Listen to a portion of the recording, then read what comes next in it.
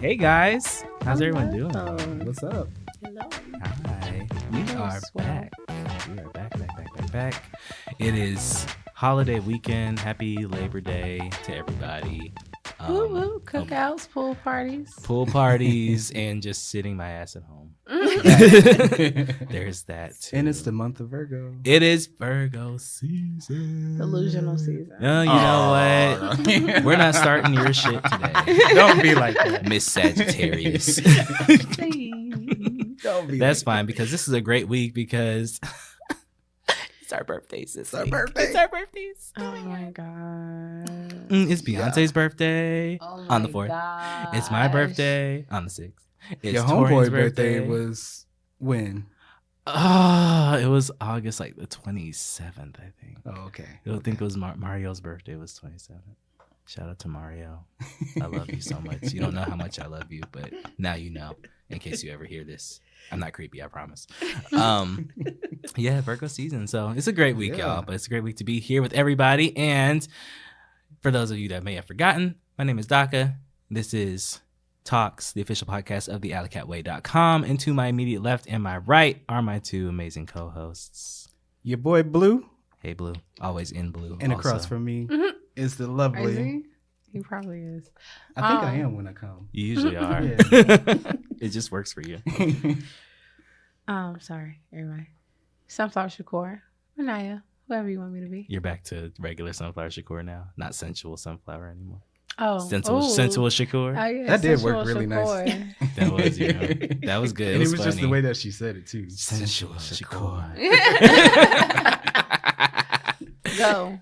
Listen to our last episode if you haven't, that you haven't. can hear that. We'll get you right, we promise. Shameless plug.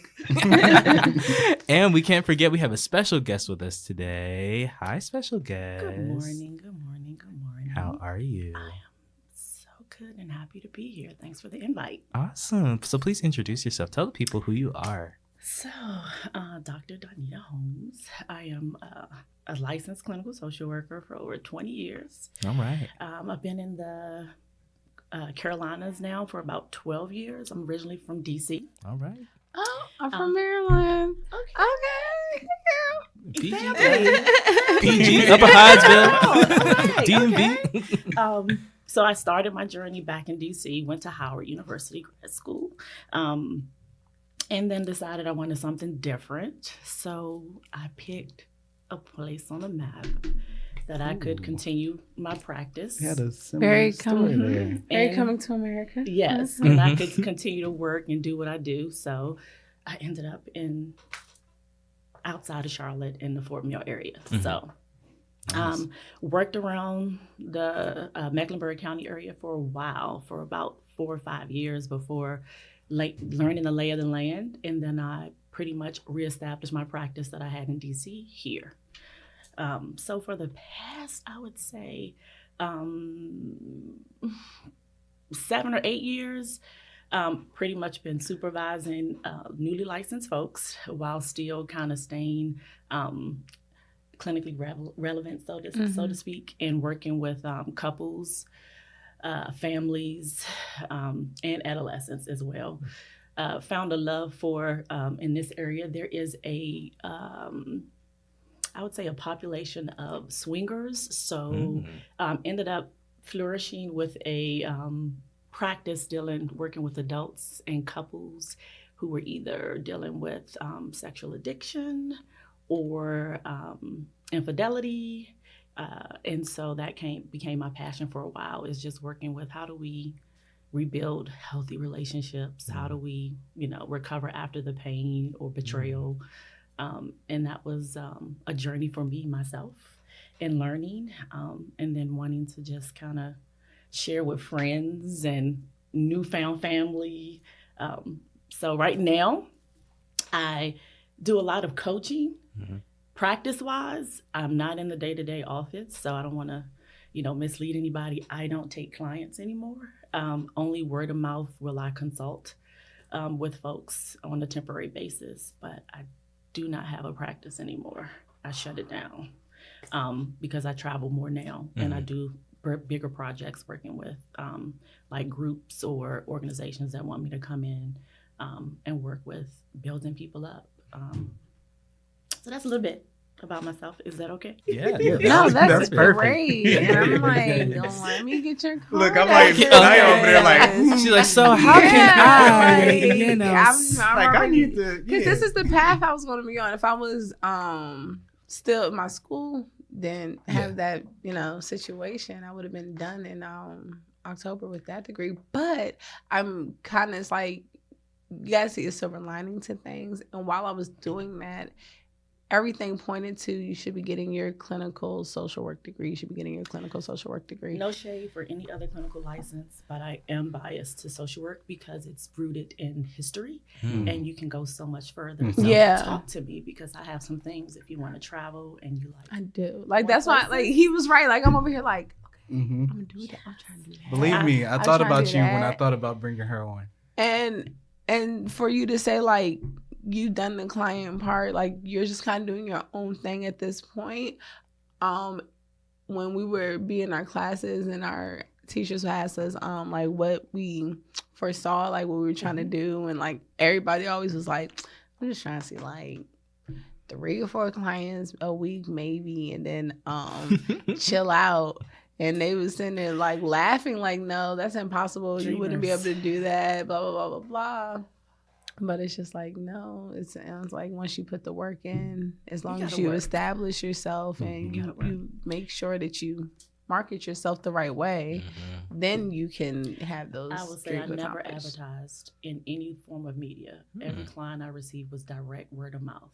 To me, direct marketing, if somebody can tell you to go to me, that's true. Much more than you seeing a billboard, an advertisement of this.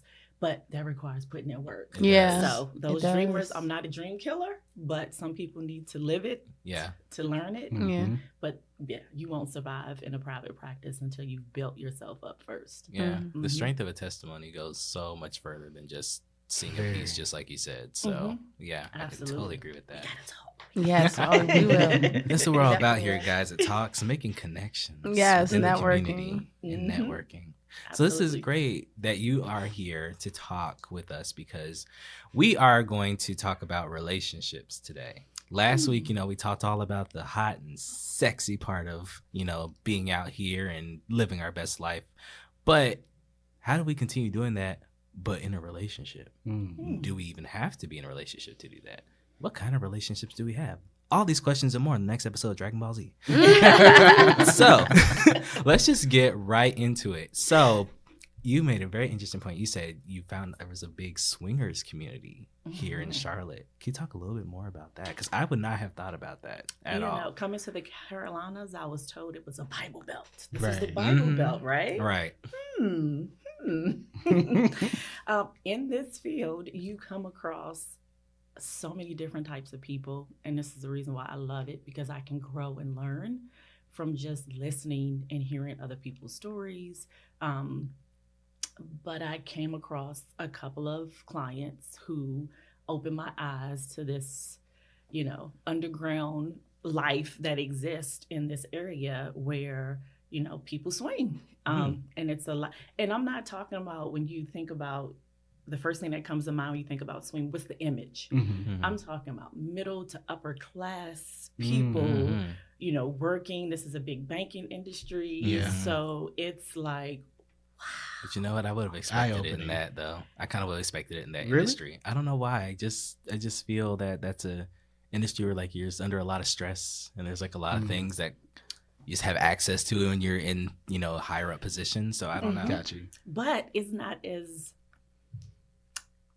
There are others who are a part of that community too. So it's not just the middle upper class. I was surprised by that. Yeah. Because, they can have private parties, but, there are actual places here that you can join, like clubs that I knew nothing about, that I didn't know really existed. But like actual clubs that you can have a membership. And so I'm like, oh, okay, well, school me. Right. I want to know more. But not just middle to upper class, though. I was surprised. I thought they would be the most conservative, which is what was my, assumption. But then I found out that population, middle upper class, but it's just like kind of like everybody. It's a thing. It's a lifestyle. And I was just like, interesting. No judgment here, but that's very interesting. It's a very interesting culture. But I've been able to see different sides to what that culture looks like on the opposite end of engaging in it. So I've worked with couples who swung and it destroyed their marriages as a result of it. So being able to get to the meat of where do you need to be? What type of person do you need to be? Recognizing what it takes to live that lifestyle or culture before you get into it, doing that self-reflection before you lose out on maybe would have been a great marriage. Or for others who have a completely new age way of thinking, they're very much non-traditional.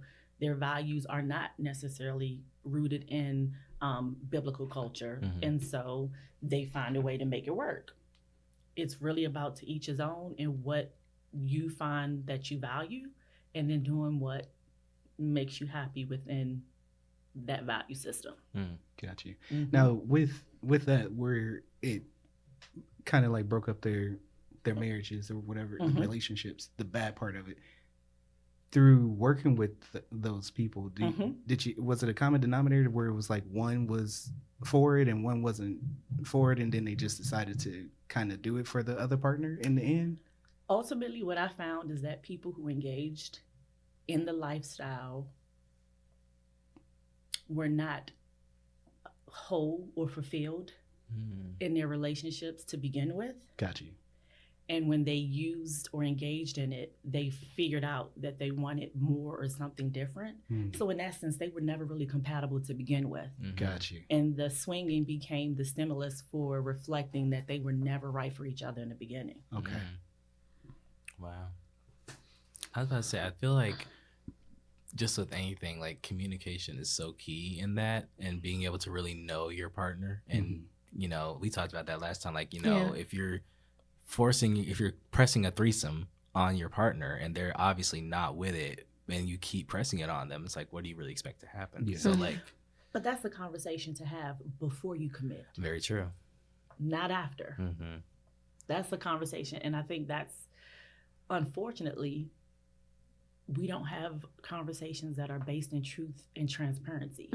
We're so much worried about losing someone that you still don't even really know yet, instead of just accepting the truth and saying, hey, if it turns out that we're really not on the same page, let's save ourselves the heartache and the wasted time, and maybe we just need to be friends, but nothing more than that.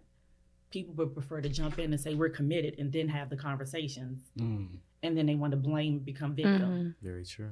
Yeah, I always say, like, if you're willing to have sex with somebody, you should at least be willing to ask them a question. If you can't ask a question, why are you willing to share your body with that person? Like, you would think. Right. You would think. I was just like, if you don't feel comfortable enough to ask questions, you shouldn't feel comfortable enough to lay down. And I'm sorry that I missed the last discussion topic, because how does that align with the hookup culture? Yeah. You got to be clear about where you are and when it changes. Exactly. And for a lot of people, hookups at some point, they change. The dynamic changes in that hookup. Somebody at some point wants more. Someone starts catching but feelings. You got to be clear about where you're starting. You're starting as a hookup. Yeah.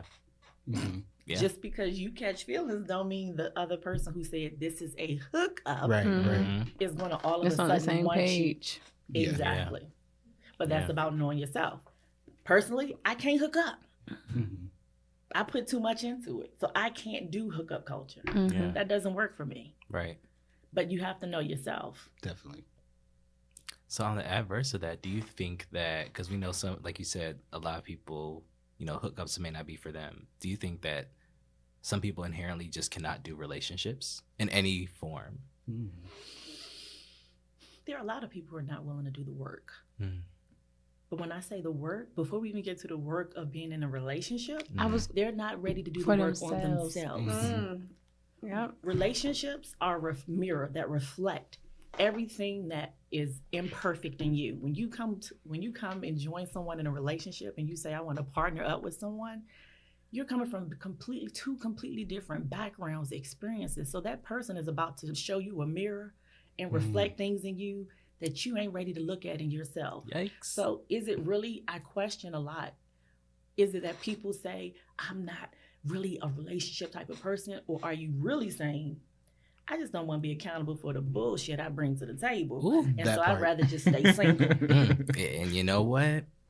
Facts. I mean, how many times do you see that, or you've talked to somebody and it's like a whole little thing, right? And it's kind of rolling, and then all of a sudden it's like they ghost you, or it's like, oh, this is not what I was doing. And it's like, well, it's 3 months in. What do you mean? Yeah, you didn't know that on 2 weeks? Like, exactly. How do you get to 3 months, 6 months, and for some people when they get married and then realize this isn't what I wanted? Like, how do you go that far? Complacency, laziness, loneliness. You stay with a person because it's something that's comforting. You know, everybody wants companionship, but nobody wants to have a companion that you can build with. It's a difference.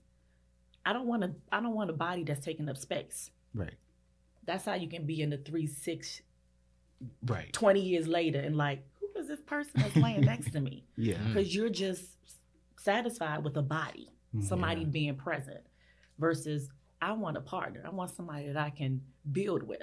We can have a conversation who's going to challenge me. A lot of people don't want that, or they're not ready to have that. Yeah, that's very true. And that time go by fast, because I definitely, like, 3 years in, I'm trying to figure out when I got 3 years into a relationship. Yeah. Like, when did my child turn one? Like, when did that time go by? Right. So, yeah, like, I can definitely see how you can look up in 7 years gone by and you're like, hold up, I feel like I've been in this for like 6 months. Like, what's going on? Definitely. I was talking to a couple the other day. They've been married 8 years and they have 2 children, and you know they're making work. And I was like, so is the 7 year itch a thing? They're like, no, the 7 year itch is definitely a thing. They're like, that 7th year was like, do I still? We need to talk. We need to, like, you know, really make sure we're still on the same page. And they said they had to really make sure they were digging deep and like realize, okay, yeah, no, we're still good. And that's a good point you make, except it shouldn't happen at a 7-year interval. That's something you should be doing like on a monthly. True. Yeah. Weekly. Like, if you're not dating weekly still with the person that you're married to, then checking in. Like, there has to be regular check-in to say are needs being met? Okay, is it something we need to do to spice it up? Yeah. Are we getting to that like hump where it's just like, what do we need to do? Because technically, if you're committed to the person and you truly enjoy the person that you're with, you're willing to do the work that it takes to keep it going. People who give up, they weren't in it from the beginning. They weren't committed from the beginning. It was just a space filler. And you'll find a lot of space fillers too. I think that's a lot of our time in our teens and 20s. You'd be surprised. It continues into adulthood. I'm about to say, some people, I have a friend who like didn't get into all that stuff during their teens and is now doing it later in life, and you can just see the relationship developmental differences between like where my mindset will be at this point in time, having had all that leg work, and versus what her mindset is. And you know, she's just learning. Yeah, she's just figuring out. And it's just like, no, it's not the end. Like, you don't know that yet. Absolutely. Yeah. And that's like what you brought up with like dates and checking in with each other. That was one of the things that I really admired with when Barack and Michelle first got to the White House. And she said, no, don't get it twisted. We'll still be having date nights. And I don't think, and people was kind of like, why do you still have date nights and you're married? And I looked at it like, dang, that's admirable, because that means you still working on your relationship. With a relationship and a marriage is always work. It's not once you get married or once you get established, it's over. You know, it's kind of like, oh, we're here, right? Well, you bring up a great point, because there is a subset of people, and I'm not going to say it's just women or men, but I'll just say collectively, who the whole goal was to get the ring on the finger. It was never to focus on who is the person that I don't want to live without. That's the person I want to honor with marriage.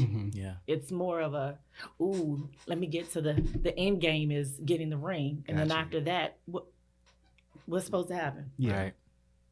It doesn't magically morph into what you want it to be. You still have work to do. That's true. The very things that you did to attract that person or get that person hooked during the dating phase is what they expect to see continuously. That's very true. If that stops, then you have a lot of people like, who are you? Because this is not the person that I was dating. And I've actually heard people say that. Yeah. Oh, well, I was trying to get you. Well, then how do you keep me? Ooh. You got me. Now, how do you keep me? Because the very things you did to get me are what attracted me to you. Right. If you want to keep me, you still got to keep stimulating my mind. If that goes away, you lost me. I see a lot of that, and I think that's where, like you said, their end game is to get the ring or whatever on both ends, male, female, whatever have you.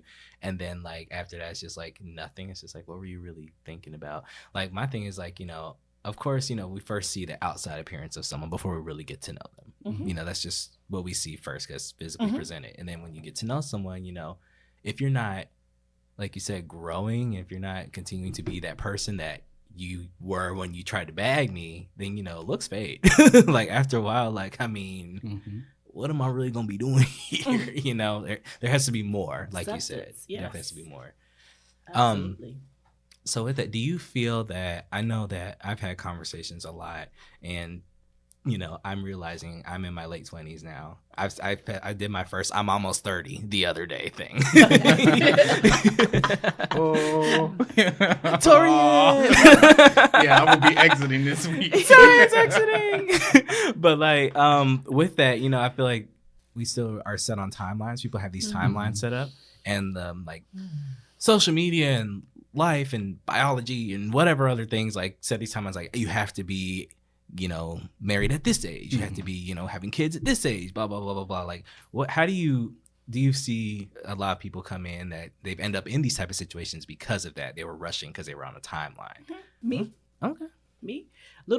Think about it. So little girls are conditioned and socialized to look at the fantasy life of what happens after you, go to school, and then you find a guy, and then you get married and have babies, and everybody. And that culture still exists every time a woman gets asked, why are you still single? That is still perpetuated even now for adult women. Why are you still single? Can I be waiting and for the right match? Right. So that's perpetuated. So relationships from young girls are not, taught to, go out here and, live your best life like boys are told, sow your own oats. Girls are told, find a relationship and find a person. I'll never refer to myself as a victim, but I succumbed to that as a young girl. First really, really serious relationship where I ended up married was based on timelines. We were dating. I was in college. We were dating. It was like, oh my God. It's like, you look up, it was 7 years later. It's like, what are we doing? Yeah. Were we, still immature, still not really knowing. So you just follow the pattern. What were you socialized to do? Okay. He had a good job. He was faithful. Girl, that's a keeper. Nobody talked about, are you compatible? Nobody talked about, what are those things that are important to you? What do you value? Do you share those same values? Nobody had that conversation with me. And then 20-something years, 3 kids later, it's like, who is this person? Yeah. We not on the same, we were 20 years of life like this. We were never like this. We were like this. Just until eventually it was like, wow, you need to go that way and I'm on this path this way. Yeah. And I think a lot of people get to that point and they don't want to look in the mirror and say, okay, I know I deserve more than this. And you hear a lot of people say, oh, it's the kids, or, I did it for the kids, or I'm staying for this. Bullshit. Is that do you feel like that's detrimental to the kids? Yeah, yes, it definitely absolutely. Is. People say they stand for the kids. That's never. I asked my parents to get divorced. I seriously did. I was like, same here. I was like, y'all getting on my nerves now. Yeah. Like, I don't know who y'all staying together for, but don't let it be me. Mine weren't even married. They just had been together, I guess, common law for years and years. But it was like, my mom and my dad was total opposites. Now, when they got together, when I went around, my brother went around, they may have been, straight and narrow, but things changed. My dad struggles with addiction. My mom doesn't. But she saw the person that she fell in love with, And then from her childhood of being, you know, denied from her father in front of her face in court of him saying that's not my child, but then, you know, not having that father figure. I get it because we've talked about it where she's, you know, been like, my kids would always know their father's side of the family, would always know their father. But when we talk about it, and we've had talks where I can tell, you know, she gets a little sad about it. And I'm like, it's not attacking because you did the best that you could do, especially with two boys. Right. And then have another person here that was just there. But at the end of the day, do you think it would have been better had he been gone, or you have let yourself be, somebody else could have came in and did better? That's my opinion, you know, just seeing it. Or if whether she didn't even have to move on. She could have just lived a healthier, separate life and given him access when it was appropriate. Right. For him to still be in your life. So absolutely, when people say I do it for the kids, no. You're doing it because you don't want to do the work of what it takes to separate and live healthier. Yeah, that's true. And that's not just, and I'm hearing like what it sounds like you guys, you had situations where it was loud and you're like, change this. I had a situation where there was no arguing. There was no yelling, fussing, and cussing. But it wasn't the model of what love and a healthy relationship looked like. Right. So just because two people don't argue and fuss, if you're in a house where people don't talk, your kids can still pick up and feel. And I'm like, I don't want my girls walking out of here thinking that this is what love looks like. Exactly. Right. This is okay. This is okay. So for somebody not to talk to you and live in a house with you, like, no. My parents been married for 35 years. Right. And it's focused, but they in two separate rooms and two separate beds. You know what? Because, okay. So my parents have been married for, it'll be 30 years next year. Or is it this year? Was it 30? You better find out. I need to find out. They've been married for, 89. What was the year? Was 89? Is 30 this year? It was 30 this year. You were 30. Backtrack. My parents have been married for 30 years.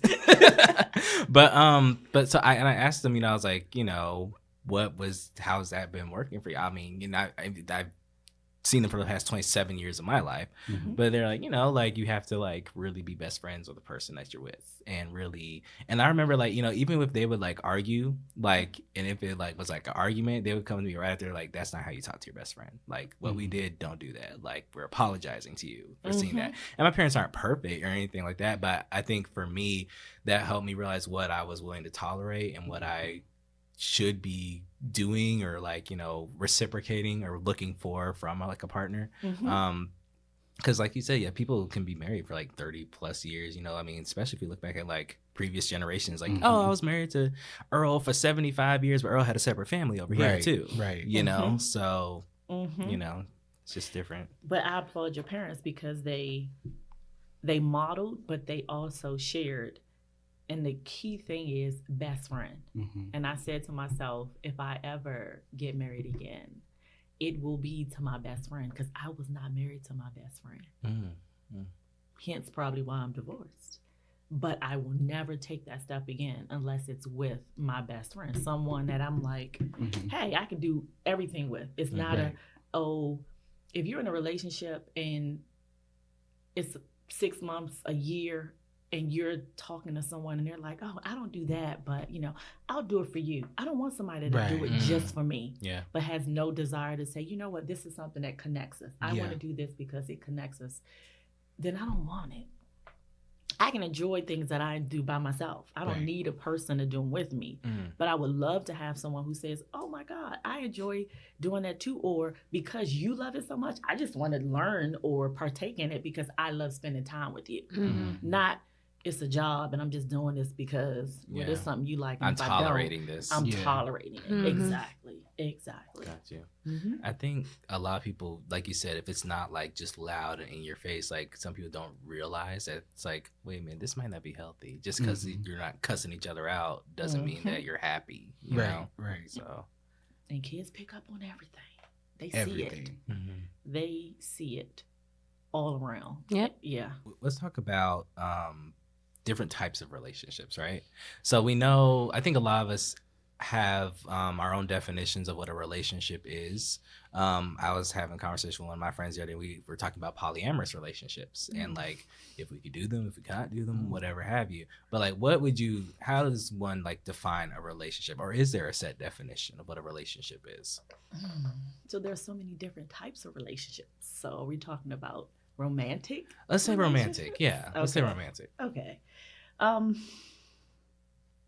Yes, people define, they do it every day. So people define what a relationship looks like to them, and it's really tied to what they value. So for example, if you really value a relationship based on biblical terms of what God, then you won't even entertain a polyamorous relationship.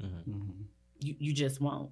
But there are people who feel like, have this belief. There are a lot of men who have this belief, and some women that, I wasn't made to be here with just one person. So, polyamorous fits their belief system. So people define relationships based on their belief systems and what they value.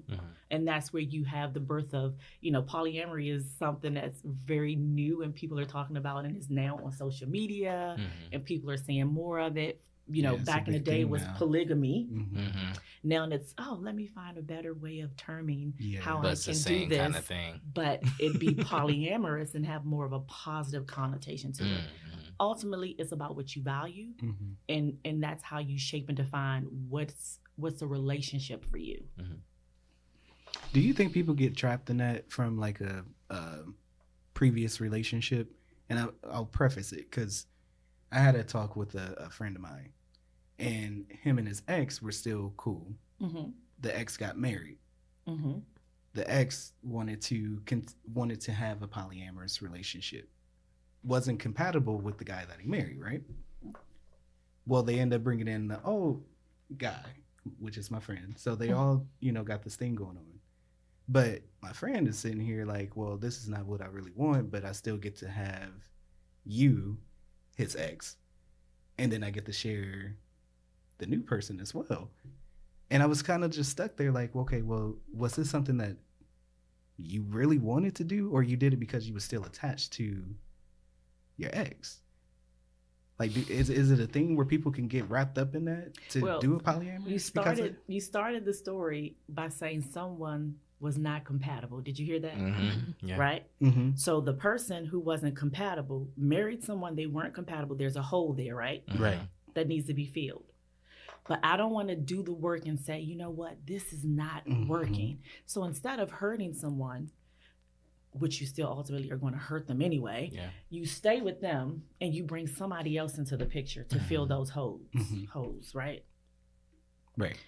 I don't know how much sense that, it doesn't make sense to me, but the person who is now in this, your friend who is now being a part of this, they still have a choice too. They're not a victim. Right. They can still engage in this, or they can say, look, if this is not what I wanted, leave.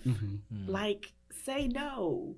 But then it goes back to what we said. People don't want to be transparent and truthful up front because they rather have a body because they fear being alone or lonely. And then when we finished talking, he did go back to basically, I learned that I deserve more. I deserve my own happiness. And I was like, yeah, you do. Because, I mean, you were just there to fill a void for them. You were a piece of glue, really.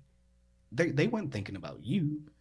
And here you are thinking that you getting some type of fulfillment and looking for some type of fulfillment, and you were never going to get it. And the other word that people is greed. People are greedy. If people are willing to say, you hear it all the time, I want my, some people want their cake and eat it too. That's a situation where somebody wanted their cake and they wanted to eat it too, but there was somebody that was collateral damage as a part of that. That's not healthy. If anybody in that situation is collateral damage, then everybody's not on the same page. Everybody wasn't a willing participant to be a part of that whole dynamic. That's the piece where it's like, come on, can we just be honest with each other? Yeah. And follow through with the honesty. It's not enough to be transparent if like you're not going to do those actions. Otherwise, you're just like making noise, and then it's just person doesn't take it seriously. And those are the people that end up labeling themselves or play the victim role. This is happening to me now. No. You have a choice. You can stay in that situation, or you can recognize your worth and say, this is not what I value. This is not what I signed up for. And take the immediate pain that you'll get through versus staying in something, playing the victim role, and just continuing to experience pain over and over again, waiting for them to say, oh, let me get you out this situation. Yeah. I just saw a meme the other day that was like, I realized men are actually a lot more simpler than we make them. They actually tell us what they want or don't want in the beginning. We just like make up our own like scenario to what they really meant and what we're going to do, and then want to get mad when they do exactly what they said they were going to do. And I had told a friend she was doing that. I was like, you know, if you listen to his words, they're always past tense. They're always like he pretty much says he don't want to be with you, But then he does the but, and that but really means like, I don't want to be with you, but having sex with you is really nice, and I want to continue to do that, and I don't want you to let anybody else have sex with you, so that's why I'm doing this. Benefits. And I'm still going to be with other people. I call those breadcrumbs. And it's like you see all that and you hear all that, so then when it comes to the end, why are you so surprised when every sentence pretty like said out loud, like, this is not what I'm trying to do faithfully, strongly, the way you want to do it. Yeah, that happens a lot. And it comes up a lot more so, of course, for women, because a man will say, I will tell a woman, you know, I'll get a bullhorn and scream it from the rooftops. This whole thing about potential. Where he looked like he got potential. That's why I'm here. Or, you know, no. If a person has potential, you'll see them striving for that without you. Yeah. You don't need to. You have no ability to change or help. A person's going to change when they want to change. Right. And if they have potential, they should be working toward that potential. You can't force them to work toward that potential. But yes, I agree with the me. Like, I think guys, and that's the caveat, guys who are truthful and do say up front, I want this is not what I want, this is the place that I'm in right now. Yeah. Those are the ones I appreciate. But if women don't take that at face value and say, okay, this is what he's saying, then you need to make a choice. Are you willing to go with that? Right. Or if you want more at this very moment, then say, you know what? Also, if y'all never had the relationship conversation, do not put yourself in a relationship. Because if you like that shorty that was just fighting with Bow Wow, and you know, he was confused, like, just because you have sex with somebody, you spend time with, like, literally, you could be going on vacation, getting steaks, doing dinner every night, met the whole family. If nobody said, y'all not in a relationship. And so that's why, for me personally, like, I am definitely a hard, like, I need action words, you know? So just like you were saying, potential type thing, I'm the type of person, and this might sound fucked up, I don't do that potential thing. Like, I just don't. Like, I'm like, okay, if I, like you said, if I see that you're doing things, sure, you know, I'm all for that. But, you know, if it's not where I need for right now and I'm interested in you, then I'm going to let you get there, and then maybe we can revisit. But as far as, like I said, I'm very, like, I need that hard word. Like, I'm not going to act like I've done the situationship thing. We're like, oh, shit, it's 3 years later and we're still just fucking, you know, but we're not, there's nothing there. But, like, at first I wanted it, now I don't. But now I don't even want you anymore, you know? So, like, if we're going to be in a relationship, I need it to be a hard between, it's like, are you my nigga? I'm your nigga. Like, we're together. Okay, bet. This is what's going to happen with that. Like, and I feel like, does that need to be a thing for everyone? Yes, absolutely. People go from, and this is interesting because this is in one of the relationship groups on Facebook that I'm in. And people are talking about dating, right? And everybody has these different ideas about what dating is. Dating is not commitment. Dating is getting to know. But you have people who say I'm dating and they want to date exclusively. Well, you have to have a conversation, because just because you date exclusively doesn't mean the person you're dating views dating in the same way, right? Right. They can be dating other people because they're getting to know Exactly. other people before they decide who do I want to then date exclusively. Mm-hmm. There's a difference. Mm-hmm. There's dating to get to know. Then there's stages of it. Then it's dating exclusively. You're weeding out people to figure out who are you most compatible with. Mm-hmm. People don't do that. Mm-hmm. They say I'm dating. And if I'm dating, and in their mind, if I'm only dating you, then this is now a relationship. Yeah. No, it's Yeah. not. We're dating to get to know each other. And without that conversation to say, hey, what are we doing? Mm-hmm. But the problem is a lot of people don't ask the question because they really don't want to know the answer. Mm-hmm. They rather live in the fantasy of, yeah, this Mhm. feels like a relationship. Mm-hmm. And then, of course, they play victim if they happen to run into that person out and they're on the date Mhm. with someone else. Yeah. And it's like, yeah, how could you? how? You But y'all were cheating. dating. How? You can't cheat when you're dating. right. You're dating. Like, Right. Right. You're not in a committed relationship Mhm. yet. And until you have that conversation, Mm-hmm. Yeah. you're just getting to know people. Now, whether I'm not knocking, if you choose to date one at a time, how I learned because of course girls are conditioned. You don't go out here and be with dating, Mhm. Right. Yeah, you know, yeah. getting to know all these different guys. So you're Jezebel. So you find a person you like and you're Mhm. with that person and it becomes a relationship until Yeah. it's not. Yeah. Maturing and seasoned now, when I had to go back and date after 20 years of being in a relationship and married, and I went back out, I was like, I'll never date one person again, Mm-hmm. Mhm. ever. I'm going to date multiple people, Yeah. and I'm going to see who is the most compatible, Mm-hmm. who do I like spending most of my time with, and eventually, naturally, other people will get weeded out. Can we call this episode when Dr. Donita got her groove back? Yeah. I like it.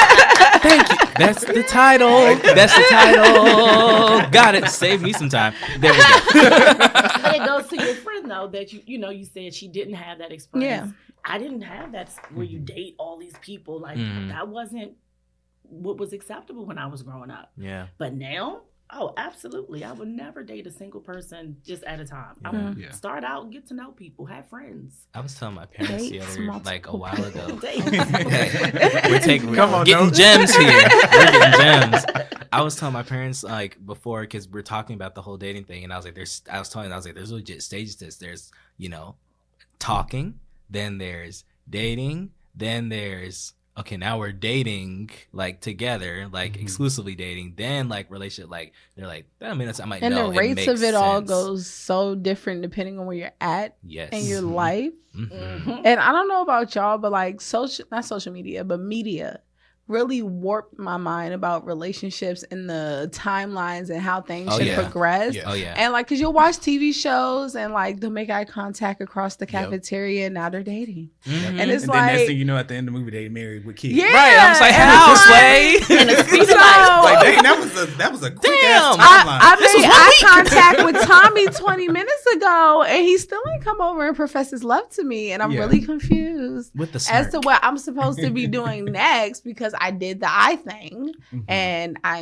he dropped his pencil. I handed it to him. Yeah. We had a moment. So Yeah. why isn't he asking me? Like, is it me now? Like, what am I doing wrong? And so like that one thing I do want like to force into my daughter's mind is do not look at that media stuff. Yeah. Because it will warp your Completely whole mess you up. perspective of what a healthy relationship is, what you're supposed to be doing. Because they will romanticize domestic abuse, they Mhm. romanticize rape, they I'm only doing it because romanticize I love you. pedophilia, they romanticize so many toxic, Mhm. red flag relationshipy things. Well, I'm not gonna say. Well, I guess I'll say old school. I'm the oldest probably in the room. Yes, I don't look it, but yes, I'm the oldest in the room. Melanin. Don't Listen, cry. But my daughter is 17, my oldest. She wasn't allowed to date, Mhm. which I loved because a lot of people glamorize their daughters Mhm. dating and having boyfriends. And one of the things that was important for me to instill in her is you still ain't found yourself until you get through like Mm. 4 years, whether it's college or whatever they do, but post high school. Mhm. A lot of people give Steve Harvey a bad name, but that book, Act Like a Lady, Think Like a Man, I use that in therapy sessions with women, like read it with them. And I also gave it to my daughter. And I was like, if he can't do the 3 Ps, which you will not find a high school boy who can do the 3 Ps. Exactly. Then that means you're not ready to date. And I clearly established a boundary for her. Dating there's a purpose for dating, right?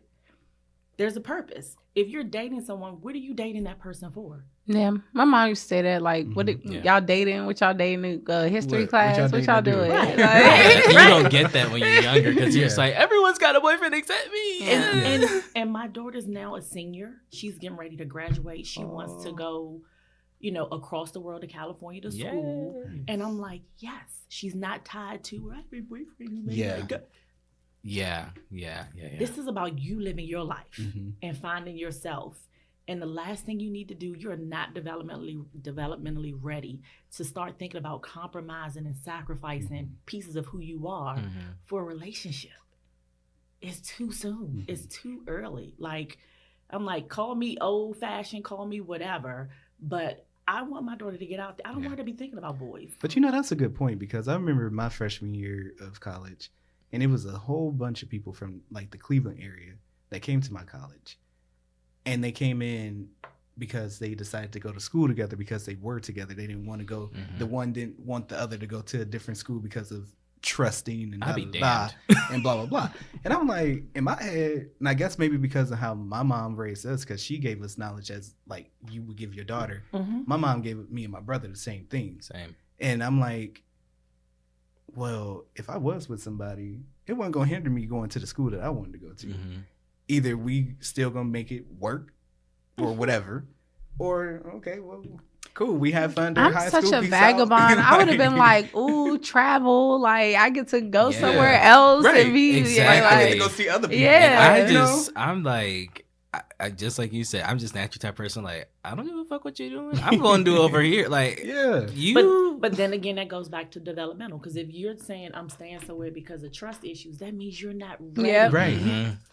Right. If you can't trust me to go like an hour away to school, and then they got the school, and it's such a simple concept, and we make things so complicated and so muddled, and it's just like, because of the fact that we're trying to not to hurt those feelings, or we put that time in, or we grow with. Because I talk about this all the time about how women keep going to their exes or stay with somebody because they don't want to put another notch in that belt. We're told like, oh, you don't need to be having sex with all these people, and you're like, well, I've been having sex with so and so, and I don't want to add to that list, and so I'm just stay with that person, and it's just like, you can date and explore without having sex, right? Very true. And I think or you can just like let it be, but you can't force yourself to be with somebody that you don't want to be with because you just feel like you have to. That's tolerating. Yep. And it's not going to do anything for you. That makes me think of Beyonce's song "Ring the Alarm." When it came out, y'all might have been in high school too. We were in high school. Okay. So we were like freshman year. Got you. You're old. I know I was still. Okay, so when we were in high school, like hearing that song back then, it was like, oh, okay, da da da, she fighting for her dude, da da da, she's not gonna let him go. But then as I got older and I listened to that lyric, and it's like, wait, you not gonna let him go even though he done cheated on you and did this on you or whatever. Yeah. You're not gonna let him go because she gonna be wearing VVS stones if I let you go. She gonna. You worry about what she getting, everything I taught, not what you get. Right. And then you hear real people saying, not that Beyonce's not real, but real people saying, oh, I put too much work into this to just let it go. Yeah. Or like, go ahead. No, go ahead. No, what were you about to say? You might be saying what I'm about to say. Oh, I was going to say like Angela Bassett and Waiting to Exhale. Oh, I was going to say acrimony. Yeah. Go ahead. You go. Yours is better. Mine's better? Has everybody seen acrimony? Yes. Mm-hmm. Okay, yes. But that like, and they always talk about like who was wrong, and I say that like though he had made past mistakes, and though she probably shouldn't had, or maybe should have, did what she was doing, I felt like at the end of the day, Taraji was wrong. Her character was wrong because it was you let your family feed into your relationship and your decision making. And then he gave you everything you ever gave him and then some. And now you mad that this other girl's getting all these things, and it's like, but you let him go. You was okay with letting him go, and if he never made anything of his life, you wouldn't have looked back, and he would have been that dusty man that you put too much into. It's just now that they're doing better. Right. And, you know, you're upset. That's not fair. But is that what we get into relationships for? Some people, yes. Shouldn't. But to gain, just to get some type of return on investment. A lot of people. I mean, and when you think about the history of marriage, isn't that what it was? Yes. Like, okay, I can get this land. We can merge our families. We can merge our property, our land, all this stuff, all this money, or I can get a cow, dowry. Yeah. Like. So, in some people, marriage is a very sanctified thing, and that's not 100% healthy because now you're just getting married for religious purposes instead of love. Yeah. And then for other people, marriage is a business transaction. Mm-hmm. I was having this conversation with one of my friends because I found that we have kind of like differing views on marriage because just like you said, marriage initially where it began was definitely like arranged marriages and in most cultures, and of course, like, okay, I marry my daughter off to you, I get this title in court, or whatever type of situation. But then like the way that the American version of marriage has turned into, I mean, other than like $1 billion industry, but more so like, oh, you marry for love, you find your true love, and then you get married for that. It's what's supposed to be, quote unquote. But then, and so my friend was talking about like, well, why do I need a court document that says like, we're in love or whatever? I was like, you don't need one. But I was like, I'm the type of person, I'm not going to be with you committed monogamously for 10 years. And like, we know that that's it. Right. Like, like we both have had those discussions where like, you're not trying to be with no one else. I'm not trying to be with no one else, whatever else, blah, blah, blah. Like we know that we want to make that next step. And then you're just, I'm going to leave. If you're not trying to make that next step, I'm going to leave. Because I know for me, at this point in time in my life, my end game is I do want to get married at some point. And I don't see the legal document part of it cheapening the base of it. You see what I'm saying? Well, it's a protective factor. So let's really talk about what people don't want to talk about. Let's do it. Because so many people want to blame marriage for why they are now divorced, or they want to blame marriage for, I didn't, what I hear guys say, what do I benefit from? Stop attaching it to marriage, okay? Marriage is not a person. It's not a living thing. It's an institution, right? Yeah. All right, so the person hurt you that you chose to marry is the person who hurt you, right? Yep. When it comes to, I did it apart from God before. So this is going to be my testimony. Okay. I did it apart. I did it my way. Ooh, I like him. We're going to be together. This is who I want to be with. No compatibility, none of that, right?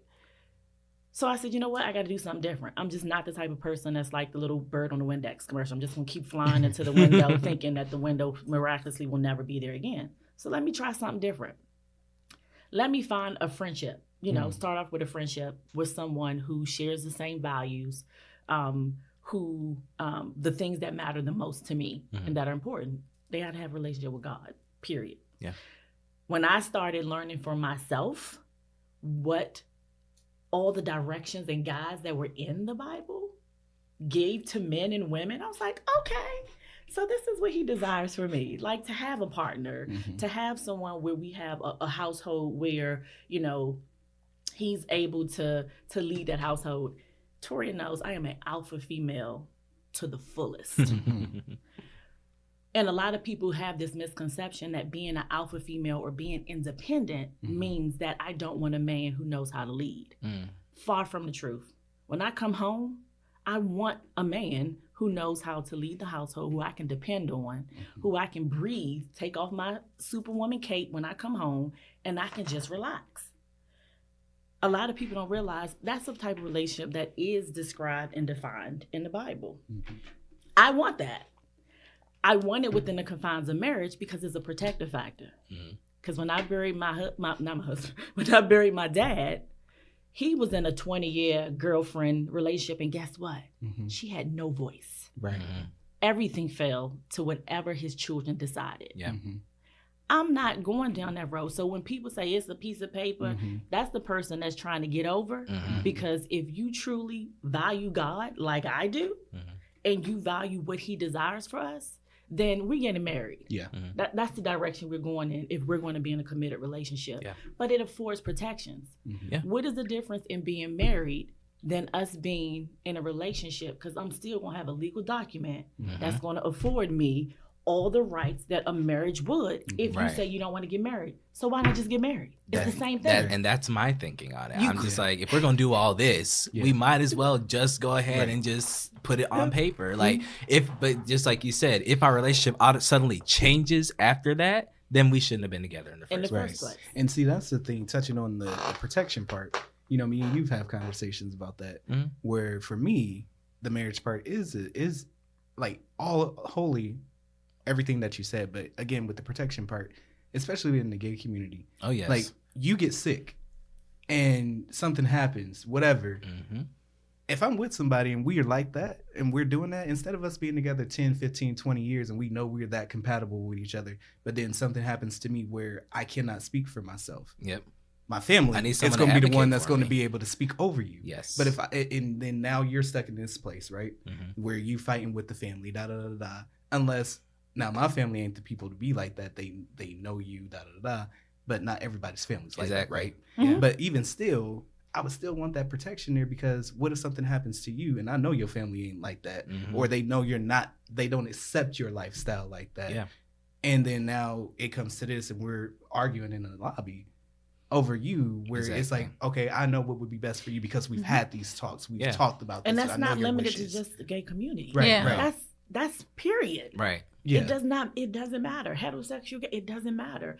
If you now, the only thing that's new is now you're able to make it legal. Yeah. Right. Yeah. But even prior to that, not having that option of being married, it's like, I'll tell somebody in a heartbeat, if you worried about, guys who say, oh, going into this, we don't benefit. Where do we benefit? Well, when you pick the right person, you benefit. You hit everything. Gold. Yeah. You benefit so much. Both parties benefit. But when you choose for all the wrong reasons, whether it's get the ring is the end goal, or you just want a body to have next to you, but there's no friendship. There's no, that's not your best friend. That's not the person you wake up and saying, I can't imagine living without this person being in my life. If that's not what you have, then no, don't marry that person. Absolutely not.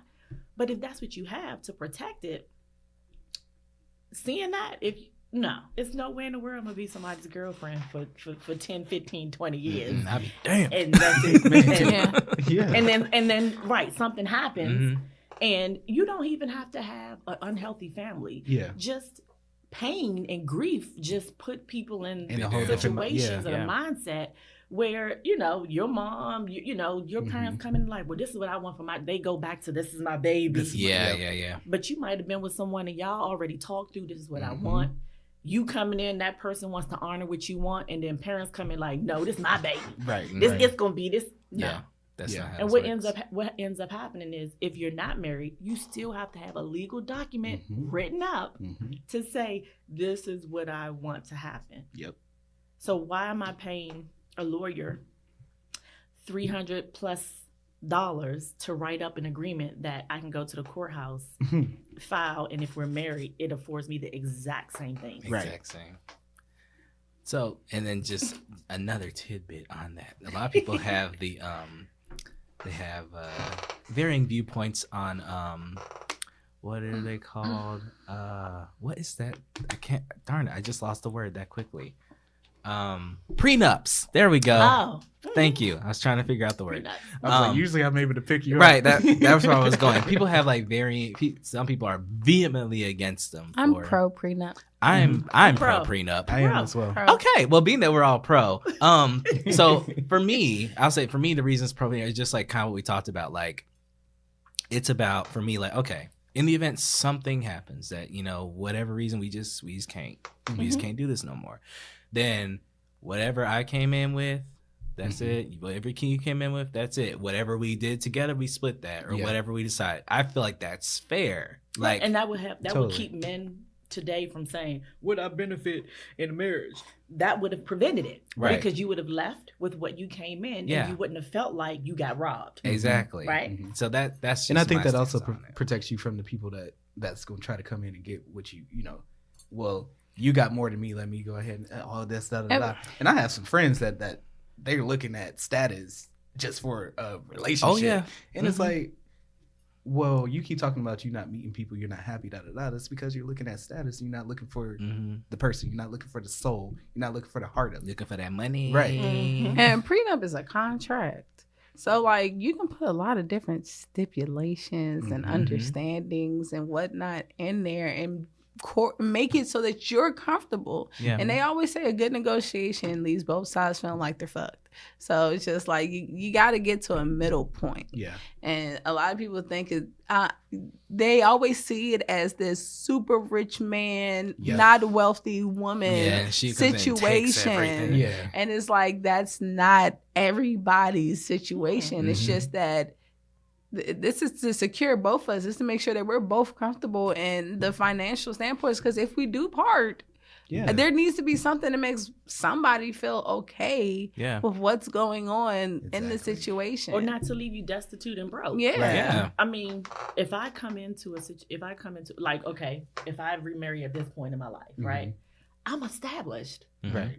I have assets and things that were accomplished on my own before I'm joined with someone else.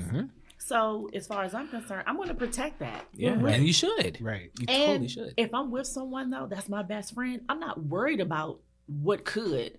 But this is just a protective factor for both of us to say, hey, whatever you came in with is yours. Whatever, anything that we have, joined or we accomplished post-marriage, then hey, that's what we'll either divide or decide what we want to do with it. But it's kind of like already talked about. So if we ever get to that point, we don't have to go in the court and argue. Right. It's already laid out. Yep. It was laid out before the emotions were high. People were hurt. Yeah. We already talked about it. We want to honor the contract that we already had up front. And be done. We may be able to walk away as friends. Right. Because it don't have to get ugly. It doesn't. It doesn't. At all. And that's a perfect segue. So with relationships that don't end up working, like committed, like we were together, like marriage or, even long-term, 15 years, boyfriend, whatever have you. Is it being friends with your ex? What does that look like? And like, can it actually work? I mean, I guess theoretically, if you were friends beforehand and it just didn't work out in a relationship context, then I guess you should be able to be friends afterward, right? But I think it's boundaries. Not friends. I feel like you should be, if there are no kids in place, then I don't know why y'all talking. But it depends on the relationship. But if there are kids in place, I think y'all need to at least be cordial with one another on a healthy boundary. Y'all don't have to be buddy, but there should at least, like for me, I'm an adult, but I still hate when my parents don't talk to each other and they talk through me, and they've been doing that since I was a kid. And it's just like, it's annoying. Like, y'all are adults. And I'm an adult now, so I know what it means to be an adult. So it's like, I need y'all to, God damn, you could have asked him about the fish in the garage. You had to text me? It's so annoying. And, so it's just like, I think definitely if there's kids involved, you should always at least try to be as healthy as possible. And that also depends on how the relationship, because I can understand if somebody was abusive to you and whatnot, but they're a good parent, they just weren't good in the relationship. It's just like, I can get wanting that distance, but it's all about balance. Keyword is boundaries. Yeah. At the end of the day, we're adults, right? And like you said, you could have had past relationships, and I can say I had a past relationship where we were friends. Like, we literally were legit friends before it became anything else. So when we grew apart, now he's married, has 3 kids, and it's like, but we respect each other. So it's not like he's my ex. We were friends before anything else. We're still friends now. but we respect, we have boundaries. Like that's, you married and moved on. I'm, doing my thing. And that's all it is. It's like hey, whatever. When it comes to kids, it really depends on the dynamic in the relationship. But if we're co-parenting, cordial, I'm not going to say I'm friends with my ex, but we're cordial because we have kids. Now, once they all get to like 18, you ain't got to call me no more as it relates to them. But we don't have a friendship where we would even have to engage each other at all. It's always about the kids. Once they become adults, there's no reason for us to discuss anything anymore because you can have a relationship just directly with them without having to come through me. As the primary the primary custodian now. So, I mean, it just really depends. But I think boundaries is the key word. If you have an ex that you're still friends with, but their boundaries, they don't respect the boundaries, then that's when it's an issue for me. That's when it becomes an issue. Yeah, I definitely get that because you know me, I'm overly friendly. I'm like super friendly. Like I just feel like once a certain part of us are dead, it's dead, and I'm good. And if we were still cool, then I'm still cool with you. I can still respect you. And I definitely had a situation like that where it was like a couple, they're married now, and it was just like, well, I have to switch my footing. Like I can't be as close, but like we're still cool. But I'm gonna show more of my presence towards your wife.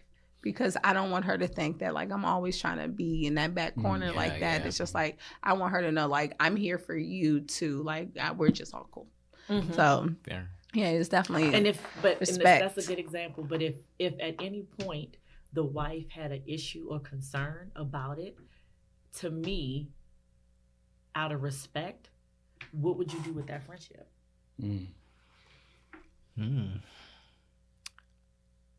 Well, I think I just know I've had this conversation.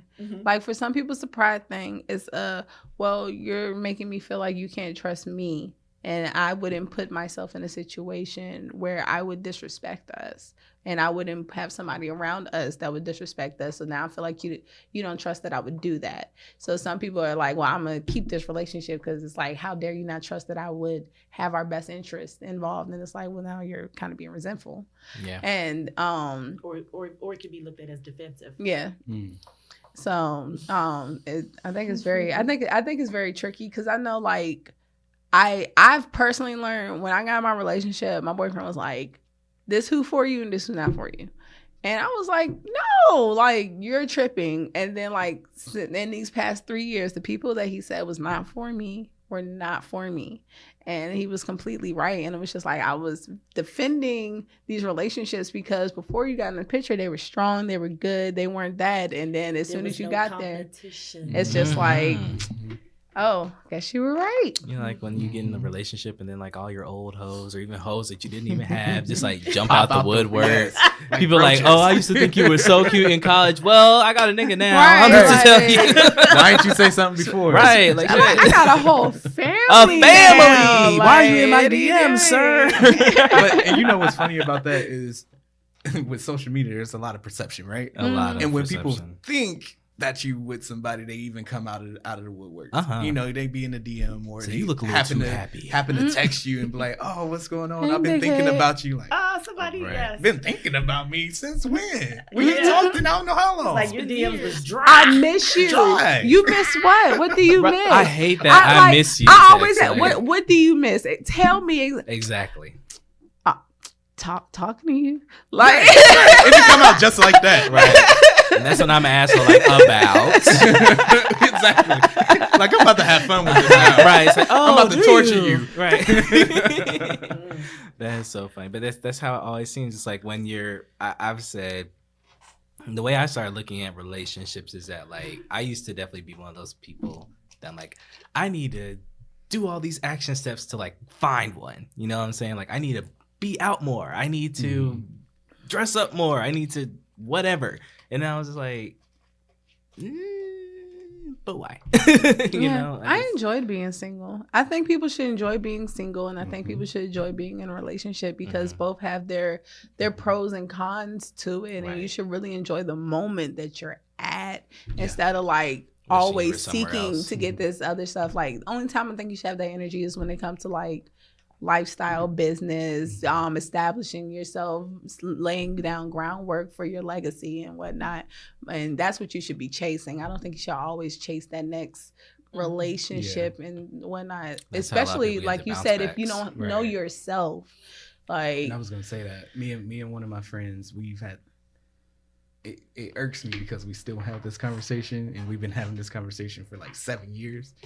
But it's like we always end up going back to, you need to be single. You need to spend time with yourself. The reason why you're having so much whatever going on, or you're not finding somebody, or this, that, and the third, you don't know yourself. And how could you expect somebody to accept you when you can't accept yourself and you don't even know yourself, what to accept for yourself? Yeah, you want them to do all that work for you. Right. You want somebody to discover you, and you don't even want to do it. Learn to be alone. Thank you.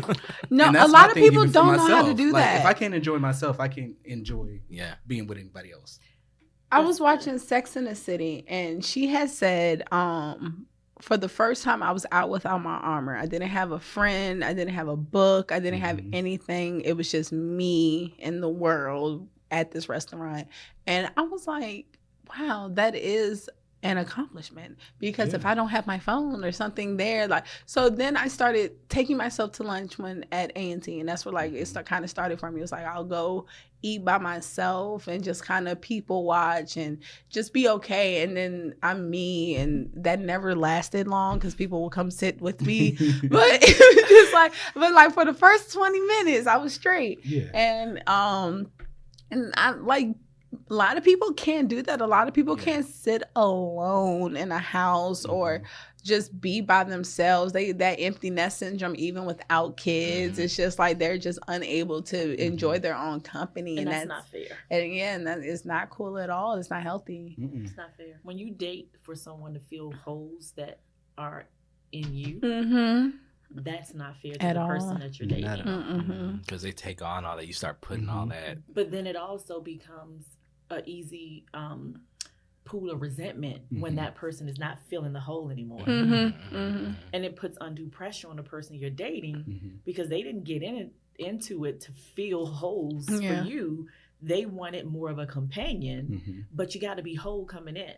Yeah. And if you're not, and you're looking for that person, oh, I'm shy, so I'm looking for an outgoing person. That's not gonna work. No, because if you're shy, live in your shyness. That's just who you are. Yeah. But don't take a person who's an extrovert and I'm a social butterfly and say, I have to now worry about you feeling a certain way. If we go out, you don't want to engage. So that means you're taking a piece of me that I now not have to compromise in order to take care of you. You got to downplay yourself. Exactly. Yeah. Dimming your shine for someone else. I could never be in a relationship like that. I was at a party one time with a mate, and they was on my hip, and I was like, if you don't go somewhere else, like please just go talk to other people. And that's why I love Aaron so much. Like, I can leave him and he can leave me, and he is having the best time of his life, and then we can be back up. And it's just like, why are you on my hip at this function? Like, we can be separate. Yeah. Like, shoot, sometimes I want to see somebody flirt with you, and you go,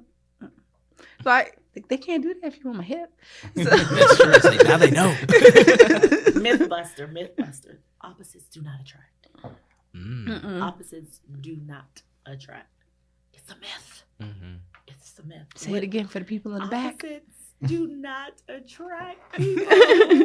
What attracts you is what that common bond value is what keeps you. Yeah. When all the luster and the hypeness wears off, what holds you together is what you have in common, not the opposite. Not the opposite.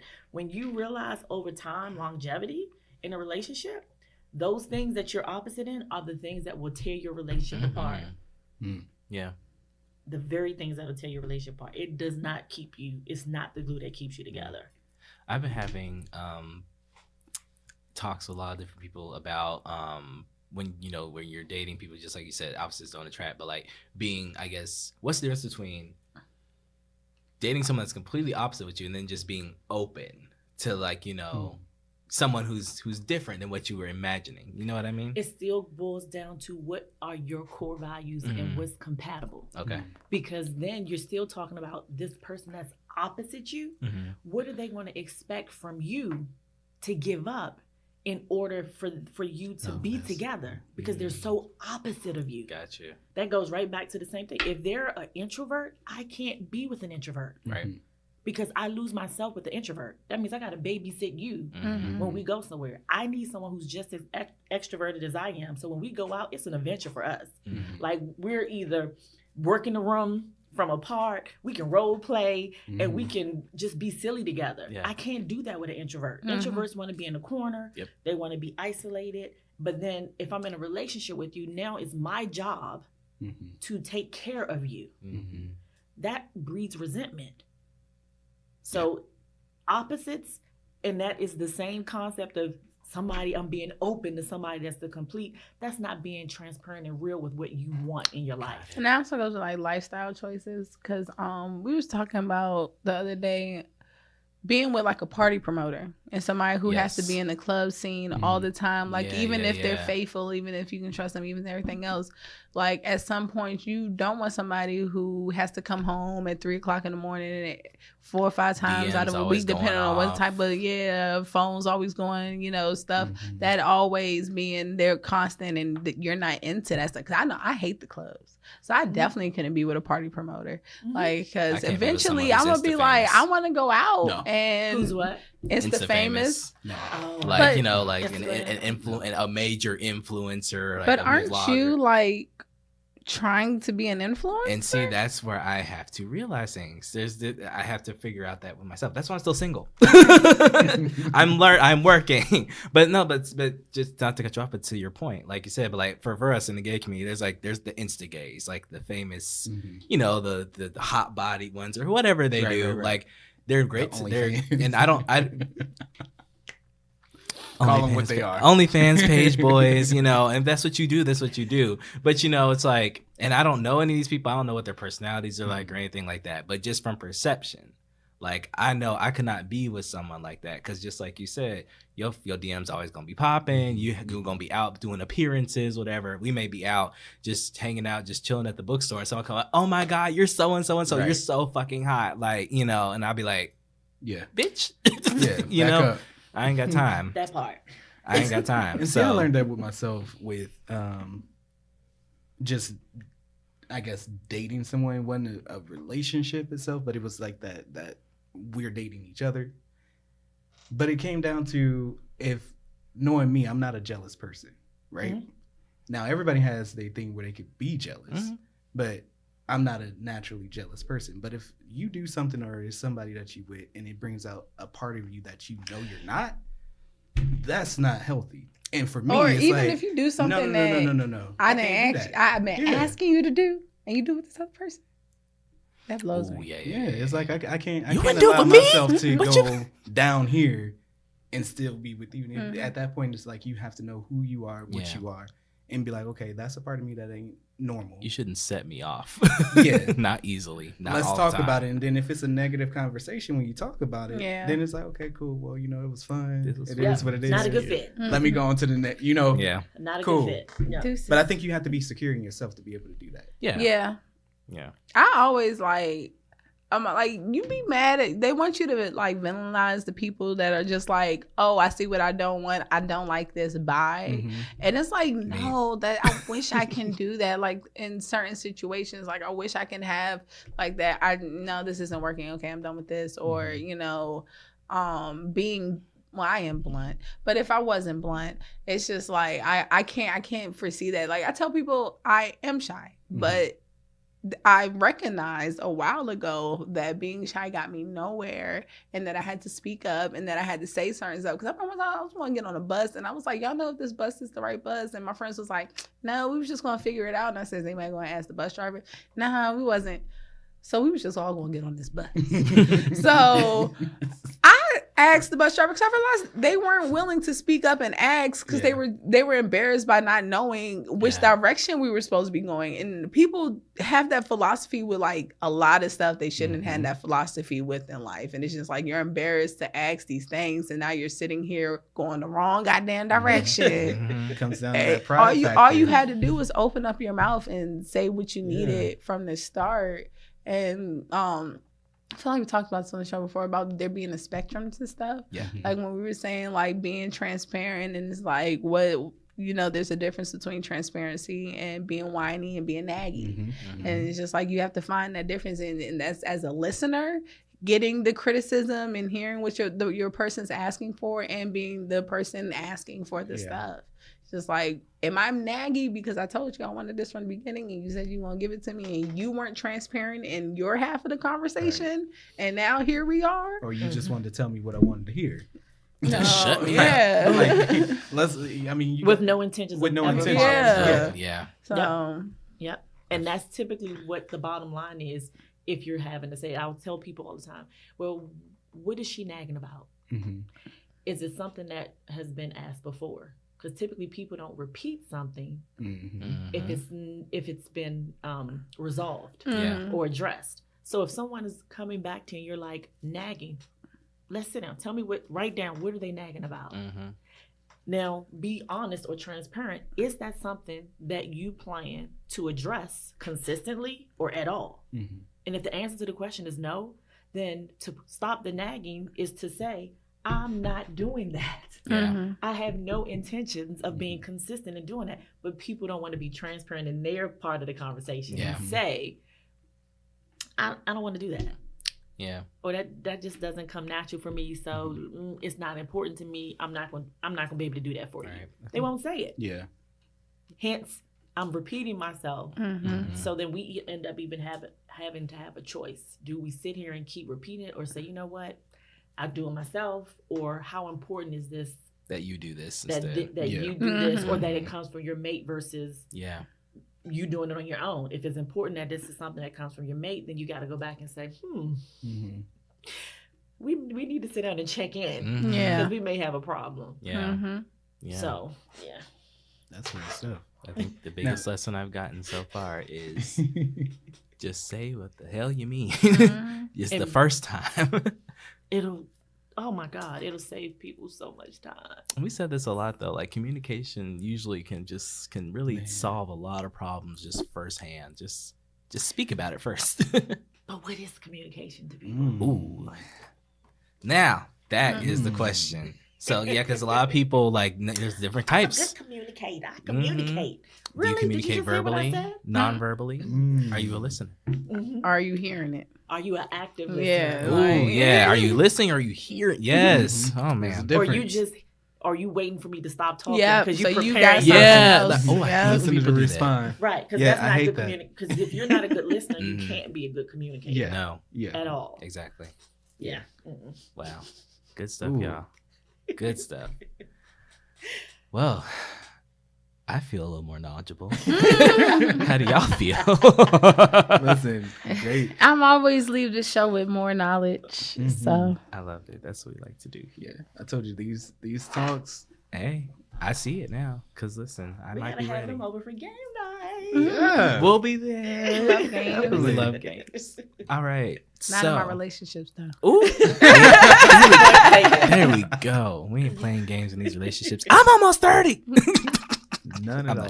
That don't mean nothing, especially because you a man and you can have kids until you 70. And you know what though? That's the and then you're a gay man, so you can have kids until whenever, because you can just adopt. Because we already know Mr. Future Influencer. I'm be alone. You gonna be out here making hella money. Hella money with my party promotion. Talking about your past mutual friends in life. Nayo is my past mutual friend. He said when he become famous, he gonna be like, yeah, I had this mutual friend that I once knew. I don't know her that well, but she's the reason why I'm here where I am today. She helped me with a few things. I love that you got this. It's planned out, and she gonna be there. She gonna be calling and say, "Oh, my phone's ringing." I don't know who this is. Hello, nigga, you know me. Look, she gonna cut you out on live TV. She will. I'm gonna do it one time just to piss her off. She's gonna be there. I'm gonna pop up. Right. It's a whole thing. I've got it planned out. I'm gonna do it just to piss her off. Like she's gonna be there as the guest on the interview. It's like, yeah, I have this friend. Like I can't remember her name. It's gonna be one day we working on a big project. I done really helped out, and I got the family watching. We all got the TV show on. I made Amara stay up because she would watch Uncle Daryl, and he was So what was your biggest influence? Like who helped you get these connections? Some girl. I want to say. I can't recall. I want to say Carol. Not Carol. And then the family going to see her like coming on running Like, at me. where is she? I'm like, oh, look, it's her. I'm gonna just be sitting there watching like, ooh, shit. popcorn. It's gonna be great. Told y'all this is about to be going down. Live tweeting. It'll be all up on Shade Room next door. Right. Local man tackled. As long as you know. As long as I know, I'm prepared. But thank you so much Anytime. for joining us. Having me. She said anytime, guys, next week. Let's make it serious. But before we go, I mean, you've already given us a lot of gems and a lot of things today. But do you have like one final, I guess, a final word of wisdom, of caution, anything for our listeners that you would say? Anything important? I would say, take your time. Take your time when it comes to relationships. You know, get rid of this whole idea of a timeline and really focus on the person in front of you, getting to know whether you are at the dating phase before you're at the, you get to the commitment phase. Really know the person that you are, that you're dating, that you're focusing on or considering going into a more committed relationship. Ask yourself those questions and don't be afraid of the answer. If the answer is no, accept that and be comfortable in accepting, like, maybe this is not the person for you. Forcing a relationship based on holes that you're trying to fill is not healthy. It's not healthy, and it's a waste of time. It's definitely a waste of time. Enjoy the journey. Enjoy the experience that you learn. You come from it, even if it's not the right person that you're dating for a couple of months. What can you learn from that situation that helps make you even more knowledgeable or more self-aware for when you do meet that next person, and to be able to know, hey, this might be a better fit or match for me. But don't compromise what you value and what's important to you. And don't let anybody try to minimize what's important to you to try to convince you that you're less than or that you're not worthy because you hold that value and importance for yourself. Stand for something or fall for anything. Ooh. There we go. This has been another episode, guys. Thank you so much for joining us. We will catch y'all on the next one. Until then, peace out, everybody. Peace. Bye.